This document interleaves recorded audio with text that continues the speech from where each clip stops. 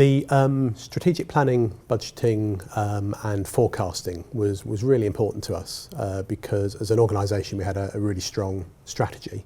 We had to make sure that as a team we put that into the plan, that we costed it, were able to budget against it, both for the costs and the benefits that we were going to have from all our projects. And then as we went along to be able to forecast accurately and reforecast and rebalance resource where it was needed as objectives maybe move through the delivery plan.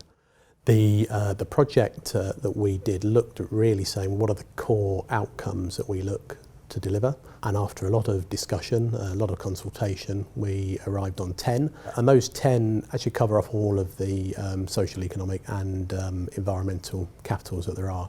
So things like a flourishing environment is key to us.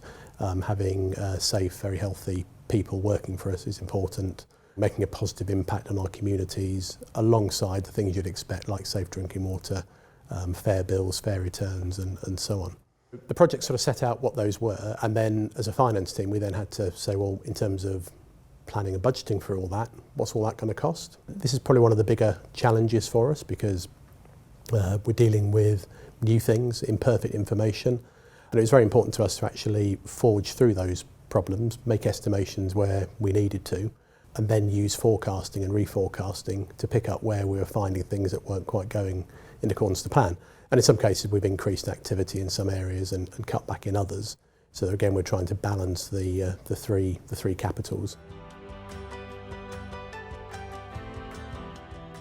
We're much more aware of the risks and opportunities that face us. So in our region we're low lying, a lot of our land area is below sea level.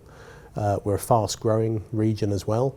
And we're definitely susceptible to the impact of climate change. If we're going to manage that, we had to have an approach that would deal with all of those things. And being aware of the risk, we're aware of the risk of drought to us, acutely aware of the risk of drought to us and what that could do for the region. But just growth itself will put huge pressure on the water resources. And actually, East Anglia is surrounded by water. The North Sea has plenty of water. It happens to have salt in it, which gives us a challenge. But technically, that's all treatable. The issue becomes the economic side and the affordability for our customers. And if we were to have to desalinate all our water in the future, it would be hugely expensive to do so.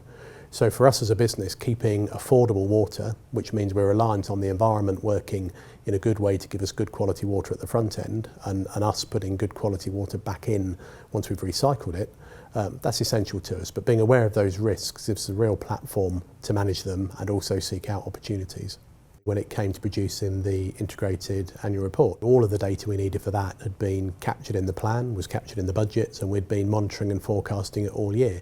So actually the data we need to go in the integrated annual report was all available to us, and there wasn't a sort of a rush at year end to try and find data. So that was a huge benefit. The strategic planning, budgeting and forecasting guide, which has been produced by A4S and the organisations working with it, is a really great document to download. It's full of really good concepts and theories, but really importantly it's backed up with excellent case studies from the organisations that are working with A4S.